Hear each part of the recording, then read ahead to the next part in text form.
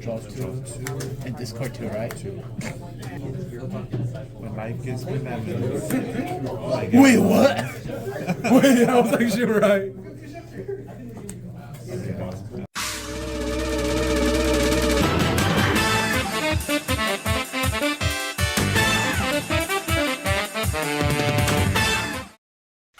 Hey everyone, this is Curb and I bring you another standard match. Today on the right we do have my teammate Ryuki playing Gandeeva, and on the left we have Julio actually playing Claudine. I think we featured him on the channel before, and in that video I believe he was going up against Bastion and completely clocked the Bastion player without basically doing anything by playing the order. Anyways, we do see Gandeeva going first here, obviously just riding in, and then we pass over to Claudine. Claudine is going to be using, of course, the Zorga ride line, just the best overall, not just because you know, it's the best ride line, but also because the Claudine deck itself actually uses orders very effectively.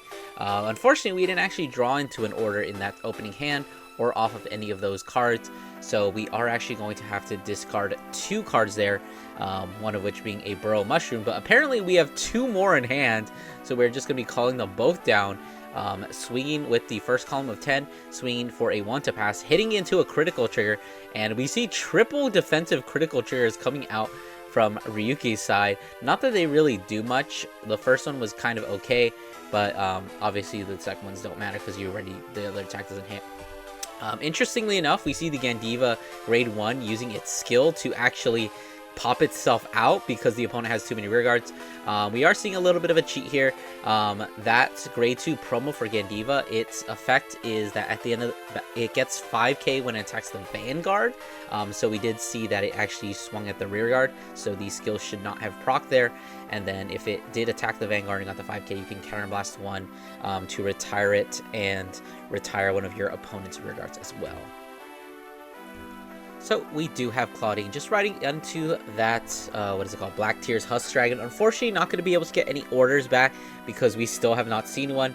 But we do see a Prod Pollen coming down, counterblasting the 1 damage that we took in order to call out 2 more tokens. We see the first column swing at the rear guard, just taking out that, swinging another 14, blocking with the countercharger, taking the Vanguard swing and going straight to 4. So I did mention this before, but Claudine and any token deck in general is a very disadvantaged matchup for Gandeeva, because if you watch my How to Beat Gandeeva video, you know that the best way to counter Gandeeva is to have multiple rear guards that have the same grade, and of course tokens have the exact same grade here.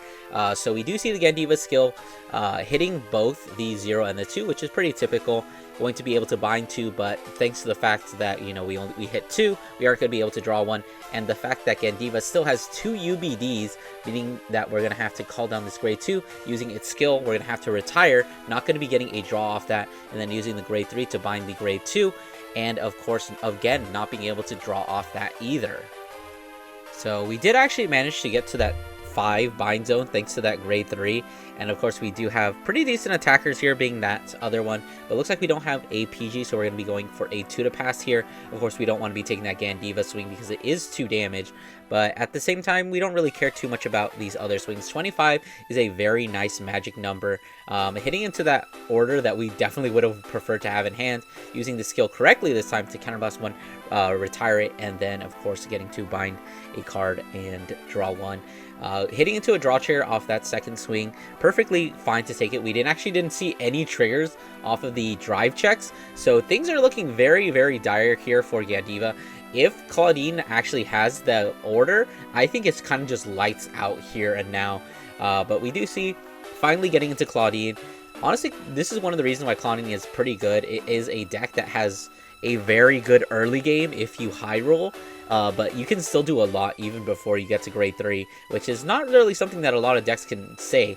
Anyways, we do see the Shadow Cloak coming on down here, using the skill to send an order, another Shadow Cloak coming on down, sending a different named order. So we finally do have those different named orders into the drop zone, but the biggest problem is that we don't have a way to get them back. So we did actually manage to, you know, deck thin a little bit there. Unfortunately, the camera got a little cut off here, so I'm not actually able to see exactly which 2 orders we sent, but for I've watched this game, so it's actually not really going to matter. Just know that we have 2 different names in the drop zone at this moment. So we do actually have targets in order to actually, you know, banish in order to get more tokens. But looks like we do call the Bis Alvis using the skill to add back an order. Looks like we are going to be adding back the flower order, which we sent off the Shadow Cloak. So a pretty cool combo there, using the Dragon Tree Wrench as well as the Shadow Cloak to basically fetch any order straight from your deck. It is a 2-card combo and does cost Counterblast 1 and Soul Blast 1, so things are a little bit dicey there. But looks like we're using Claudine's skill to bind a copy of an order, and then just calling out the double plant tokens. Now we do still need to retire 3 if we want to get Claudine's skill, which is honestly something you want to be doing every single turn. I think that in this situation you could retire a token and the double Shadow Cloak and be perfectly fine, because like maybe you want to use the Bis Alvis, but you know, it's also very tempting to just retire the Bis Alvis, because in Claudine those tokens are 10k each, so they go a little bit further than just like an 8k grade 1.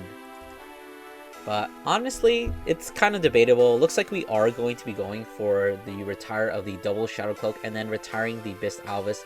Might not have been the schmoove here, but you know, it is what it is. But we do have 2 10k attackers here. Looks like we are actually going to be calling out the critical trigger and then playing the blessing to the flower buds. So the critical trigger is going to be getting plus 10k, and then if its attack actually does end up hitting, it will be able to return to the hand. So not really getting punished at all for calling that, and getting a free 34k column here, being able to swing at the Vanguard for 34.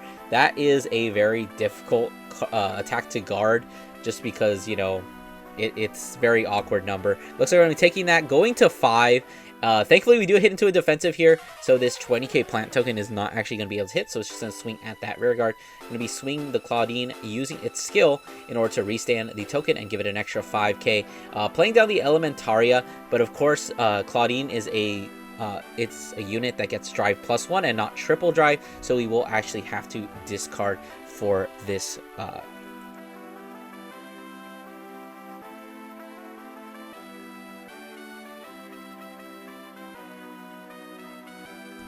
So the drive check, we see a Blitz Order, a critical trigger, and another Prod Pollen. So this token is going to be swinging for 35. Going to be calling down the OT, which is deeply unfortunate, because that would have just been a 15k guard. We probably didn't have anything else to really guard with.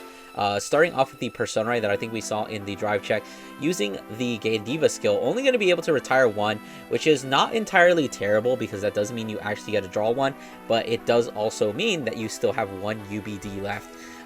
And definitely not a situation where you want to be having UBDs, because you desperately need to be drawing here, as we do see the grade 2 called. Not going to be able to draw off of it, but we are going to be able to bind, of course, so we are getting a little bit more power. But you can definitely see the all the tokens, what all the tokens are doing to Gandeeva, basically not allowing Gandeeva to make any advantage, with another double drive check of complete blanks. Going to be PGing the Vanguard swing, and then this 38 is going to be a really good magic number, so we looks like we are just going to be taking that. Unfortunately, it looks like we don't have the Persona right here, which is deeply unfortunate, but at the same time, depending on what we do have, we can totally just close things out here. Gandeeva is at 5, and we have probably access to our 5 attacks, or not 5, our 4 attacks, because we can just bind one of the orders in order to call 2 plant tokens. Alright, so we are, of course, just going to be calling those 2 plant tokens, and then looks like we don't have a ton of cards left in hand, but we do have that other Prod Pollen that we got in the drive check, meaning that we can just call a full board off of that. But we still do have to retire 3 for the skill of Claudine in order to get that third drive there. But we only have 3 cards in hand, so it's kind of dicey on what you want to retire here. It looks like we're going to opt to go for a single column with retiring the Prod Pollen and 2 of the tokens, and just 1 big column of plant tokens here. I mean, it's currently sitting at 20, so that's nothing to sneeze at. But of course, you do want to swing with it first, and it's not going to be able to hit the Vanguard, but we can still swing at that intercept there. So just getting rid of an extra 5k shield, just swinging at that grade 2, swinging the Claudine. Still pretty kind of dangerous, because that is 3 drive checks, and then now this is a 25k column. So looks like that is finally going to be calling out the Elementaria. We actually used the cat last time. Looks like we get Shadow Cloak, Persona Ride, and a PG. So that's not going to help this other token from just being blocked. But we do have a pretty good next turn if we survive this this coming Gandeeva turn, which shouldn't be too hard. We drew that PG, and doesn't look like we got Persona Ride. Then again, Gandeeva is kind of one of those decks that, like the Stride deck sets, that the longer the game goes on, the more it's able to sustain. The one issue with that is that you do actually have to have rear guards to call. Like, the entire front row is getting an extra, let's see, we're at 9 face down bind, or 11. Everything's getting a plus 22k. But if you don't have enough cards to call, then that really doesn't mean anything. But we do have this Gandeeva swinging for a 35, just going to be eating that PG that we saw in the drive check. Claudine is still somehow able to maintain a whole bunch of cards in hand. That's honestly just the power of having triple drive. You just get so many cards in hand, and you're just able to have enough defensive options. You're able to see your PGs, you see your triggers, you see defensive cards and combo pieces. Once you get to that triple drive, it does cost the 3 retire units, but at the same time you're getting a lot of free units, so it doesn't really account to much. We do see a front trigger coming out here, which is pretty dangerous, but at the same time we only have to block one of these attacks and we're good, because we are only at 4. So we are going to be obviously blocking the 42, which unfortunately if we had one more card in the binds it would have been another 5k guard, but because it hit 42 we are able to call the double trigger and guard for 43. Things haven't really been going well for Gandeeva this entire game, and the fact that we're starting off with a Persona Ride is definitely not good.